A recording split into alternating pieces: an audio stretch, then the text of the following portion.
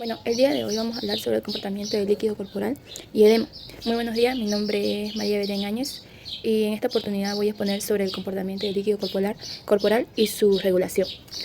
Primero que todo, el agua corporal total equivale aproximadamente al 50 al 70% del peso que tenemos en el cuerpo. Este también se distribuye en el líquido intracelular, que representa 2/3, y en el extracelular, que representa 1/3. Ya. Bueno, dentro del líquido extracelular encontramos lo que es el plasma, el líquido intersticial y otros comportamientos menores como la linfa y el líquido cefalorraquídeo. Ya. El equilibrio entre estos comportamientos se mantiene gracias a la ósmosis, el transporte activo de iones y hormonas como la ADH, la aldosterona y el péptido nutriurético de la auricular.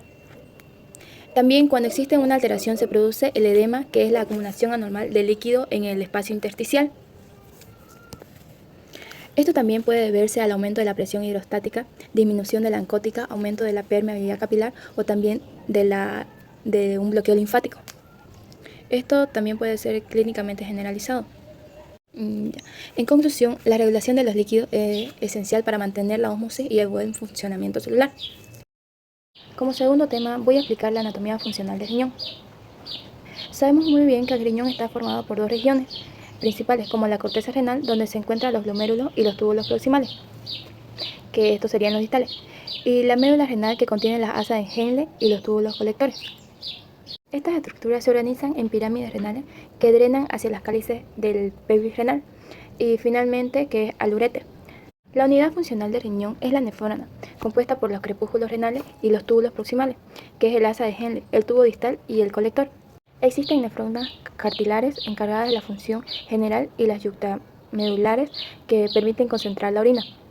Además, que el riñón cuenta con un aparato yuctaglomerular formado por la mucosa densa, que son las células yuctaglomerulares, cuya función es regular la presión arterial a través de la renina. Bueno, en resumen, la anatomía funcional del riñón está organizada para filtrar, reabsorber y secretar sustancias, manteniendo también el equilibrio interno del organismo. A continuación, vamos con el tema número 3, que sería la formación de la orina. En este proceso sabemos que tiene tres partes principales, que serían la filtración glomerular, la reabsorción tubular y la secreción tubular. La filtración ocurre en el glomérulo, donde gracias a la presión hidrostática se filtra el agua, los eritrocitos y los desechos. Luego de esto, en los túbulos, la mayor parte de este se filtra y se absorbe, que es el agua, el sodio, la glucosa, los aminoácidos, y luego por último en la secreción tubular, que se elimina potasio, hidrógenes, creatina y fármacos. Las hormonas cumplen un papel clave. Por ejemplo, la aldosterona aumenta la reabsorción de sodio, la secreción de potasio, y la ADH controla la reabsorción de agua. El péptido nutriutérico favorece excreción de sodio y agua. Bueno, en conclusión, la formación de orina permite eliminar desechos metabólicos y mantener el equilibrio de líquido y el electrolitos del cuerpo. Como cuarto tema, vamos a hablar sobre la filtración glomerular y el flujo sanguíneo renal. La filtración glomerular es el proceso mediante el cual el plasma sin proteína pasa desde los capilares glomerulares hacia las cápsulas de Bowman.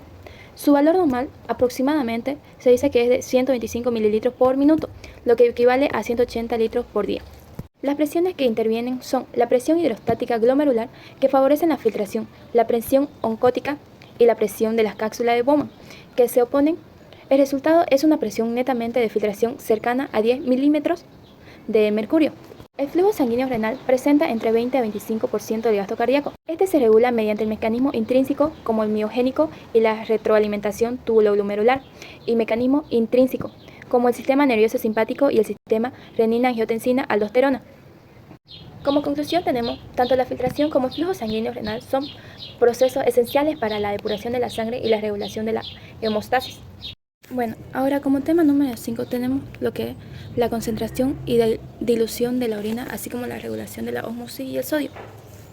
El asa de Henle, mediante el mecanismo de concentración, crea un gradiente osmótico en la médula renal que permite la formación de orina, la concentración y la dilución según la acción de la hormona antidiurética.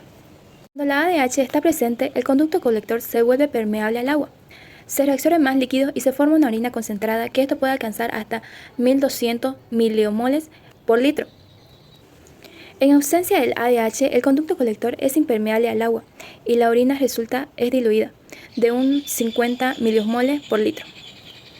La reabsorción del sodio involucra hormonas como aldosterona, que aumenta la reabsorción del péptido natriurético auricular, que favorece la excreción, y el sistema renina-angiotensina, que incrementa la retención de sodio y agua, como mantener la presión arterial.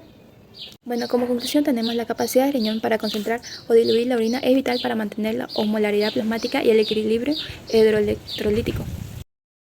Bueno, como por último tema voy a hablar sobre la regulación renal del potasio, calcio, fosfato y magnesio. El potasio se filtra en el glomérulo y se reabsorbe en gran parte en el túbulo proximal y el asa de Henle.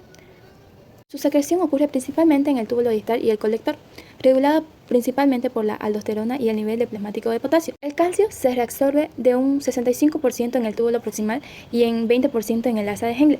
Está regulado por la hormona paratiroidea, que aumenta la reabsorción, y la calcitotonina, que reduce los niveles. El fosfato se reabsorbe de un 75% a un 80% en el túbulo proximal y la PDH, que disminuye la reabsorción proveniente de su secreción. El magnesio se reabsorbe de un 25 a 30% en el túbulo proximal y hasta un 65%, que es en el asa de Henle. Los niveles se ajustan según la concentración plasmática y la acción hormonal. Como conclusión tenemos que el riñón juega un papel fundamental en el equilibrio de los eritrocitos y asegurando la función celular adecuada y la ósmosis. Gracias.